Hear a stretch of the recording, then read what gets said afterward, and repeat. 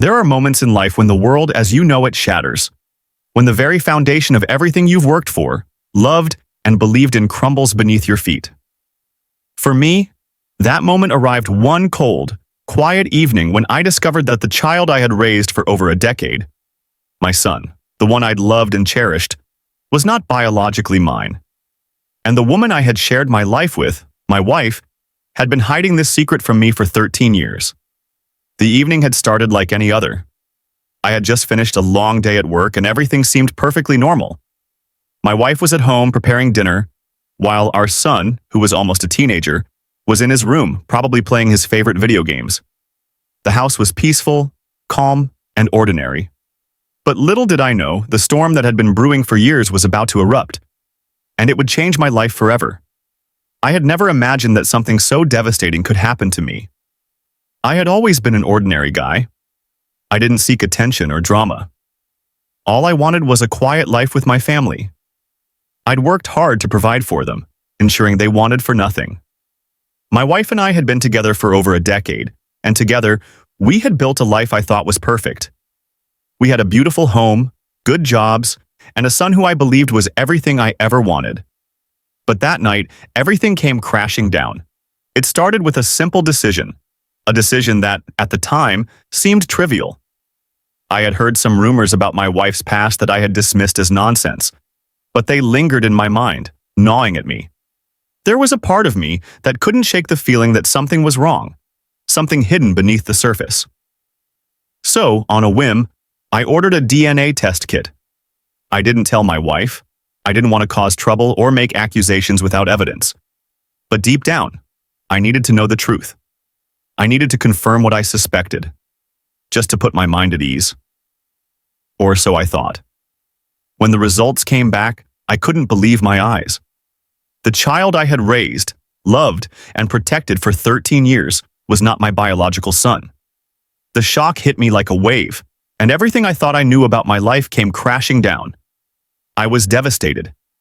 I had poured my heart and soul into being a father, and now I was faced with the unbearable truth that it had all been a lie. I didn't know what to do with myself. My mind raced with 1,000 questions. How could this have happened? How could my wife deceive me for so long? How could I have been so blind? That night, I confronted her. I was trembling with rage and confusion. I didn't even know where to begin, but I had to know the truth. I had to confront her. My heart was pounding in my chest as I stumbled into the kitchen, the test results in my hand. "Who is the real father?" I demanded, my voice hoarse. She stepped back, looking confused. She couldn't understand why I was asking. Then, her confusion turned into anger. She insisted that I was the father. I accused her of lying. I told her that I had taken a DNA test, and the results were clear. The child was not mine. For a moment, she just stared at me in disbelief, and then she tried to deflect. She made it seem like I was the one at fault for seeking the test, as if I were the one who had betrayed her by doubting her. I couldn't believe it. She had been lying to me for 13 years, and now she was trying to shift the blame onto me? My frustration boiled over, and I couldn't hold it in any longer. "You've lied to me for 13 years, I shouted, my voice breaking. "You let me raise him as my own while you kept this secret. You let me suffer, and now you expect me to just forget about it?" She didn't have an answer. She just stood there, trying to justify her actions, but nothing she said made sense. I told her that I would contact every man she had ever been involved with and demand a DNA test from them. I was serious. I needed answers. I couldn't live in this lie anymore. And then, finally, she broke. The tears welled up in her eyes as she confessed. She told me that our son was the result of an affair with a coworker from her previous job. She had fallen for him during a brief fling that lasted only a month. It wasn't planned, she said, and it only happened because she was looking for something more exciting, something outside of her marriage. But it stopped when she realized how much she loved me.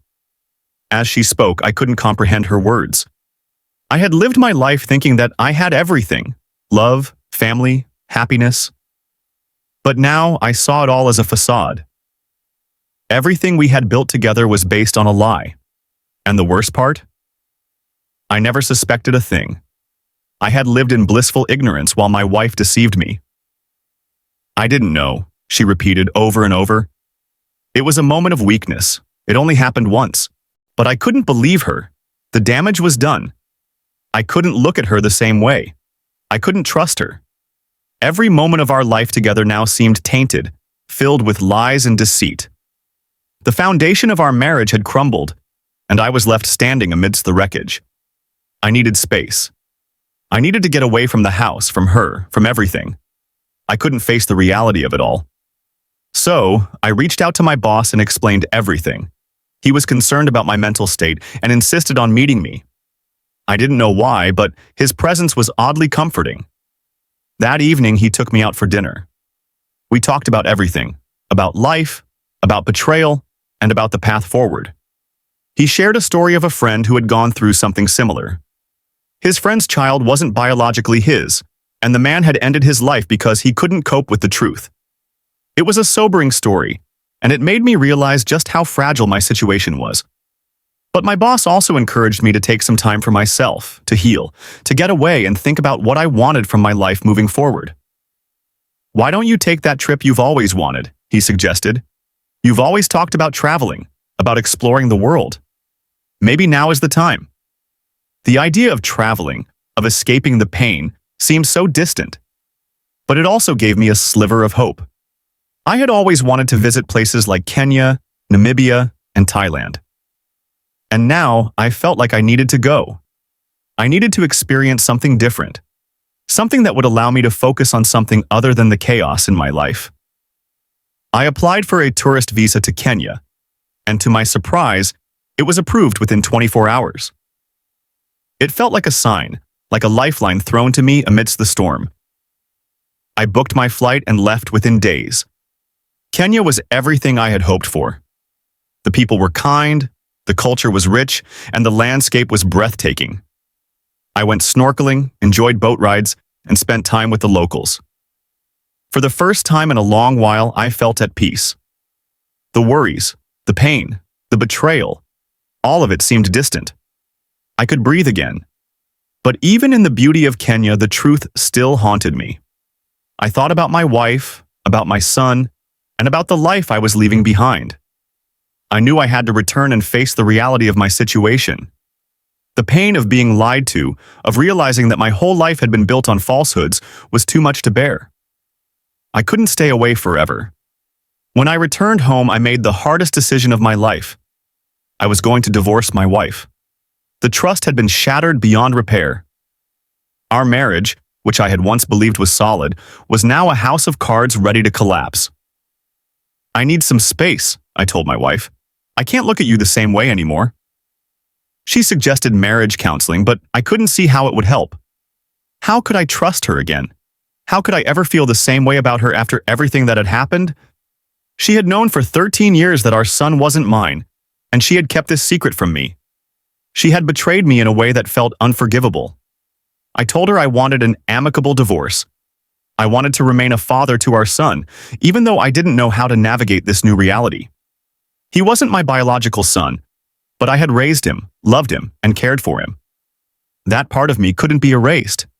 But the emotional distance was undeniable. I was terrified that my feelings for him would change, and I didn't know how to handle that fear. As I prepared for the divorce, I knew there were many difficult conversations ahead. I would need to tell my parents the truth. I would need to contact the biological father, the man my wife had an affair with. And as much as I dreaded it, I knew it was the right thing to do.